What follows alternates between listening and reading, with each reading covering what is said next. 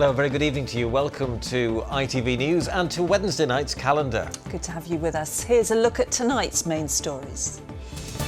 Crime crackdown as rules for the sale of knives are set to be tightened.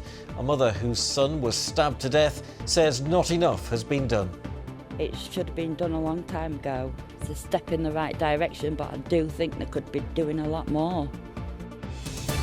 Pollution solution. Bradford's clean air zone is hailed a success in its first year, but there's a cloud of doubt around the impact of the city's low-emission buses.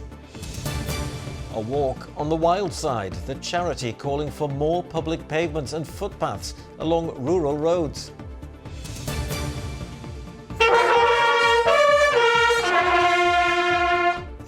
And we join the special surprise birthday celebrations for veteran Dennis, who turned 100 today.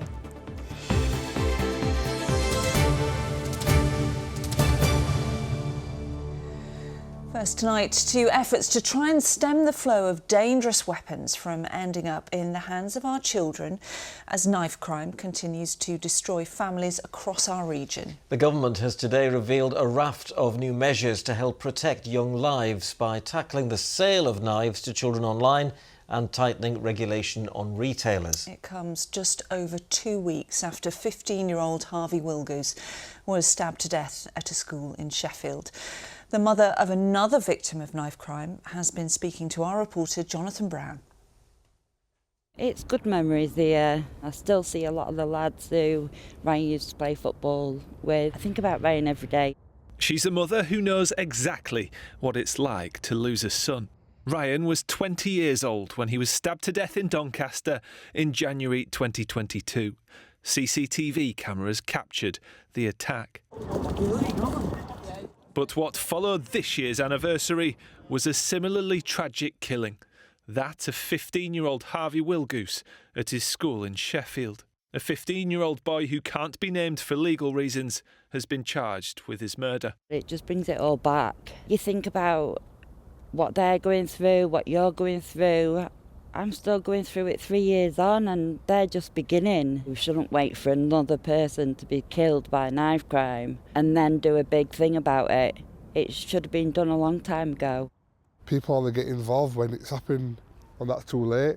Anthony's been running knife awareness workshops in South Yorkshire for 8 years, but says not enough is being done to prevent young people feeling the need to carry weapons in the first place. You can take every single knife off the planet and people that want to hurt people will find another weapon to do so. You know, it's those people that we need to be educated. You know, focusing on the knife will not solve the problem. It's the mindset of those people that are using it as a weapon.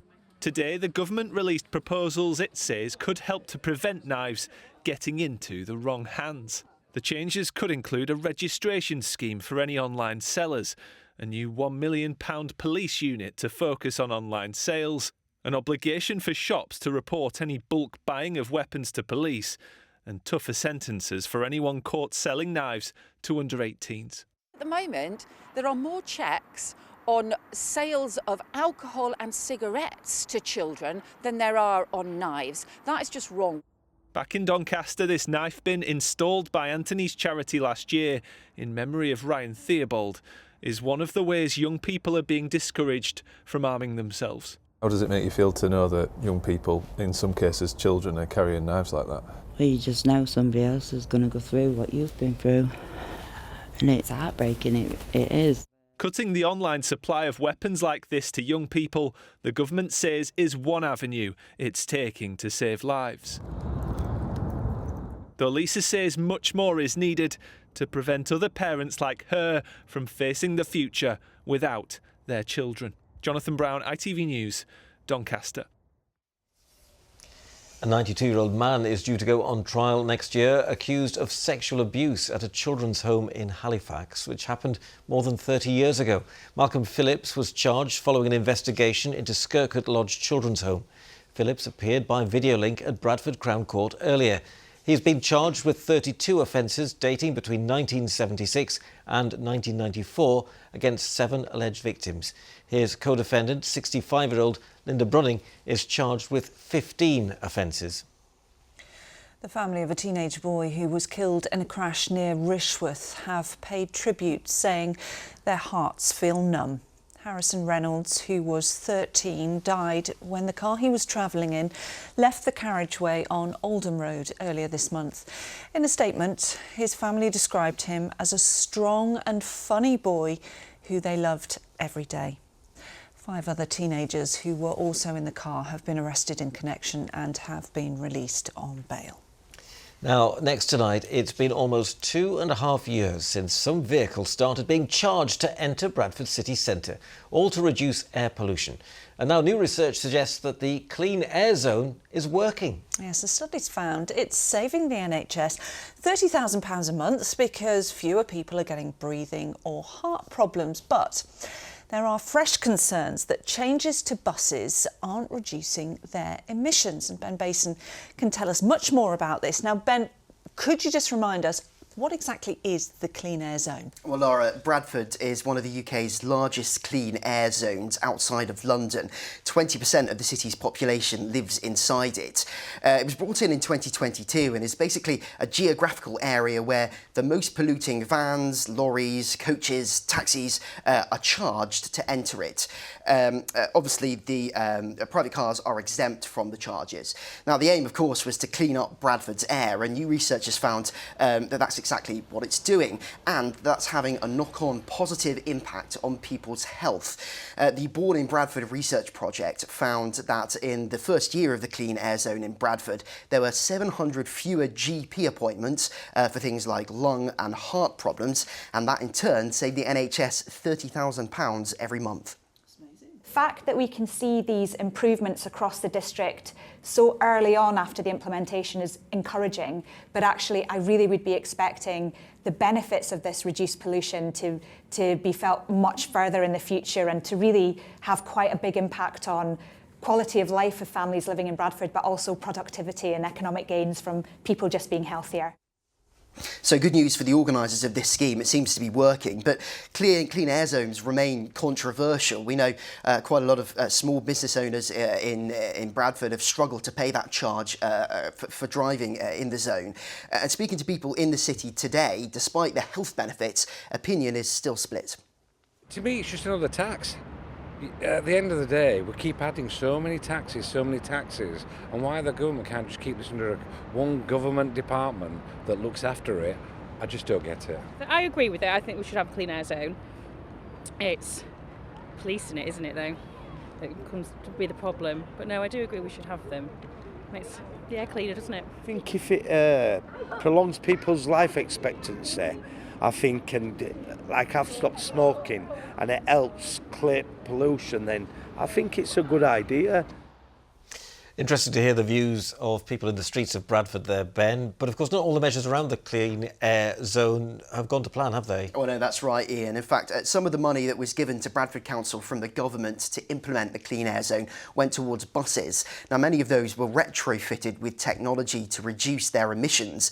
But a council meeting last night heard that actually that technology isn't working and that the buses are actually significantly contributing to the city exceeding its legal air pollution limits in places like Manchester Road and Queen's Road as well.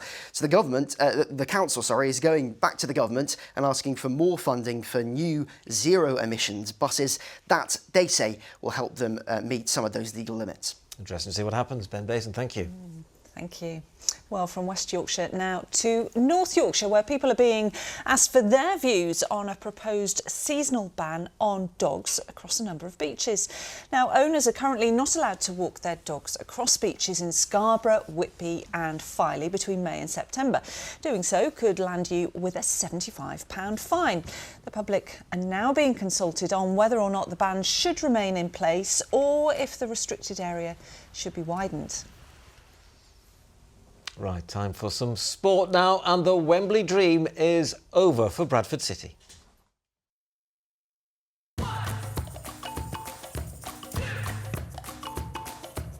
Xero Accounting Software sponsors ITV Regional Sports Report.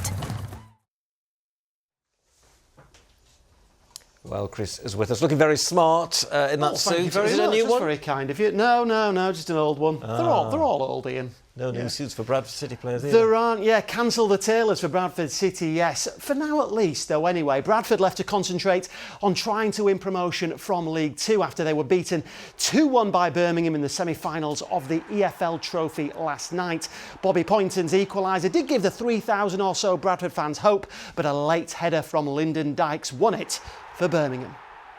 I'm gutted for the players because I wanted them to experience Wembley, a Wembley Cup final. I'm gutted for the supporters because I know how much it would mean to them as well.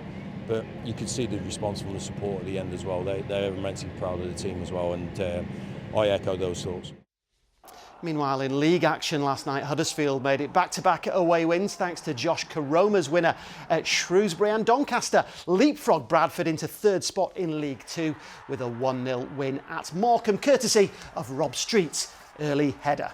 Now, football fans will tell you the game has a nasty habit of kicking you when you're down. But if you think your team's got it bad at the moment, well, spare a thought for supporters of non-league side Farsley Celtic. They haven't seen their team play at their home ground since last April, and now the club are appealing for help in order to survive.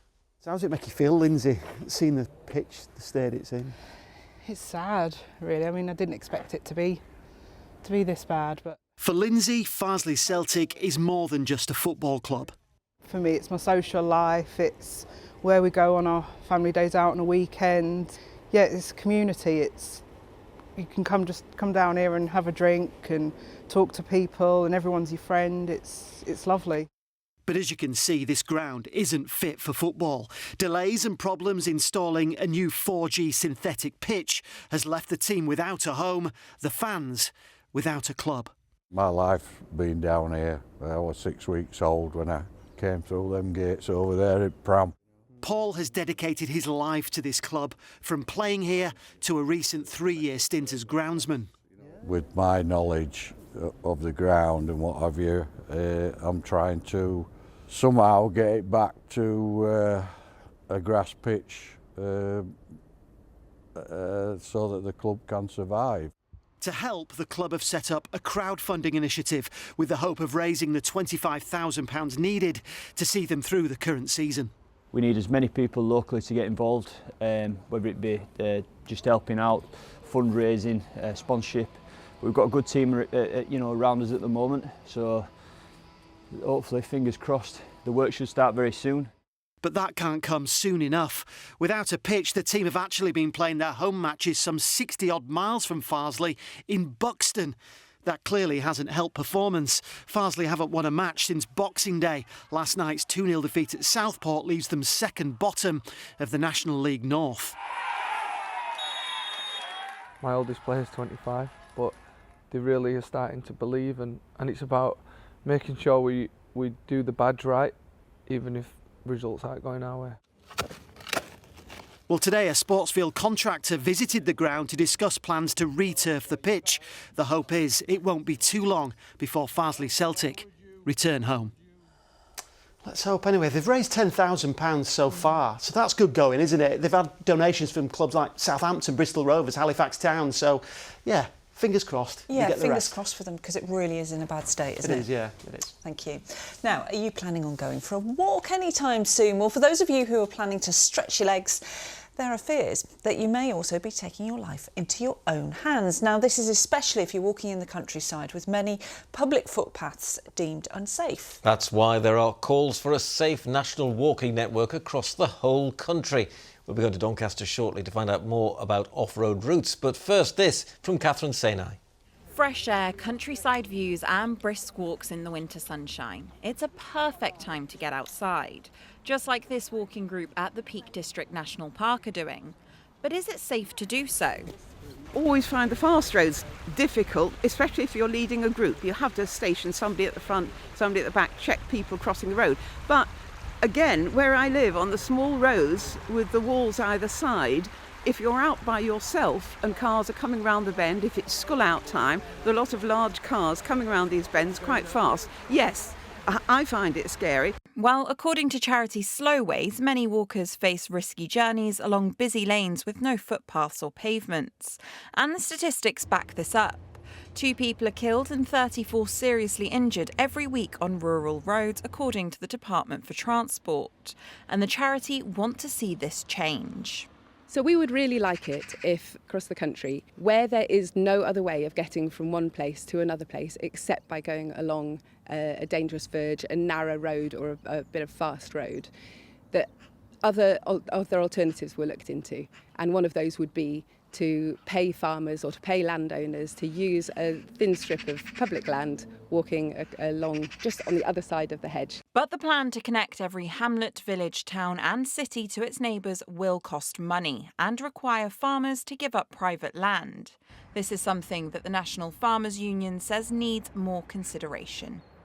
It could work for some farms and some farmers, and a lot of farmers will do this already if they want to help out their local community by providing a safe route to a school or things like that. They will do this. For others, it wouldn't work with their farm business because they've got livestock in the field, they use big machinery in the field, so it just wouldn't work at all. So we'd like to know a bit more detail. It's not just those trying to visit the countryside who are affected. The lack of safe walking lanes also spell trouble for those living and working in rural communities.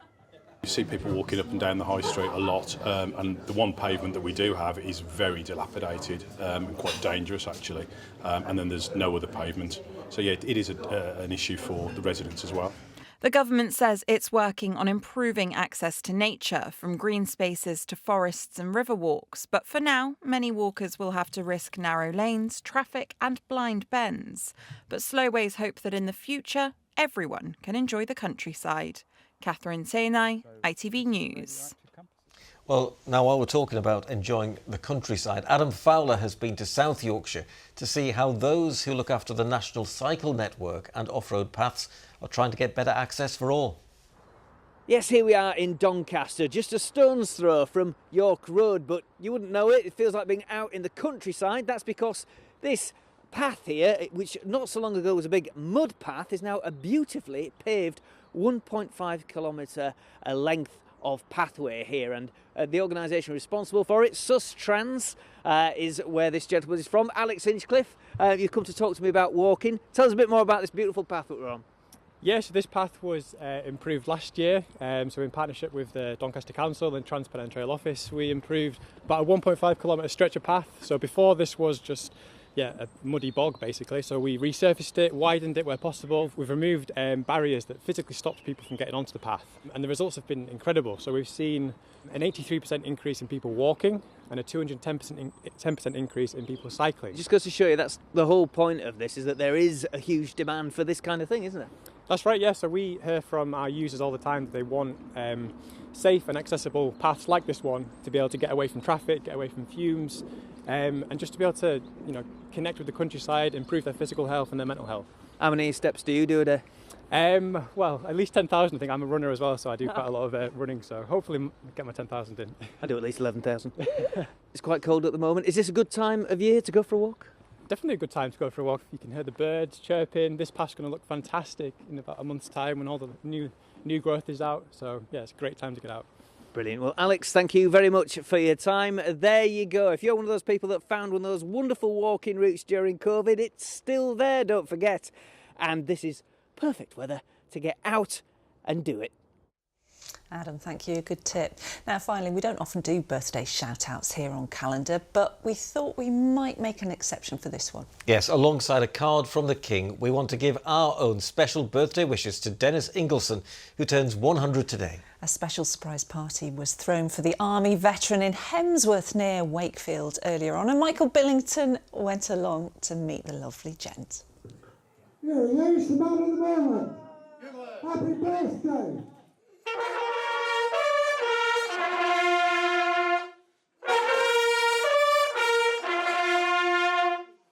At 100 years young, Dennis Ingleson's earned himself many, many, many happy returns.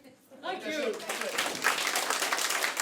And today, a century's worth of birthday wishes were delivered in person by friends, family and fellow veterans. How does it feel to be 100 I years feel old? bloody great, at my age. You say I've had it. I wouldn't know to look at you. You look a picture Well, of good health. Well, people say that, but I've just been lucky. Come on, Dennis, how are you going? Put it there, lad. Well done. Dozens of people gathered in secret to celebrate this extraordinary centenarian's extraordinary life. It's lovely. It's lovely. I'm so proud of him. So proud. He's just such a character, and he's just full of life. There have been a lot of ladies who wanted to come over and say happy birthday. You could say that. I noticed quite a few of them have had a kiss as Well, well. I took my lipstick on. Better not be. Dennis served in the Durham Light Infantry during the Second World War, fighting in Egypt and the Middle East. He even survived the sinking of his ship, the SS California, when he was rescued by boat and taken to Casablanca. Yes, it got bombed, it sunk. I couldn't swim, and I can't swim now. You will never believe he's 100 years old today. He had a hip operation last year, you will never know. Okay, walking with a stick, but who isn't at 100? I don't know what his secret is. It'd be interesting to find out. So with a spring in his step and a twinkle in his eye, what is Dennis's magic formula to a long and happy life? I haven't got one, to tell you the truth. Just go along, happy-go-lucky. That's what I am, happy-go-lucky. I don't bother with women either. Michael Billington, ITV News in Hemsworth. Classic. He was kissing a few women though, wasn't he? So I'm not sure I believe him. You can't fool us, Dennis. But happy birthday. Hope you had a lovely day. Yeah. Let's go to Tori with the weather. Today's forecast: seafood and sugar cube towns. TUI sponsors ITV Yorkshire Weather. It is all change with the weather. Much milder weather to come if it isn't with you already, and it is going to get really unsettled as well. So the payoff of having those higher temperatures is going to be some very strong winds and quite a lot of rain to head our way as well. Now, highs on Monday were just 4 degrees. Compare that with the 15 that we're expecting in a few sunnier spots tomorrow. So what a difference that's going to make. Now, the southwesterly wind is bringing in those higher temperatures, but also you'll notice the isobars are giving quite a squeeze, and there's a lot of weather heading in our way as well. So there will be some heavy rain and a lot of strong and gusty winds out there as well.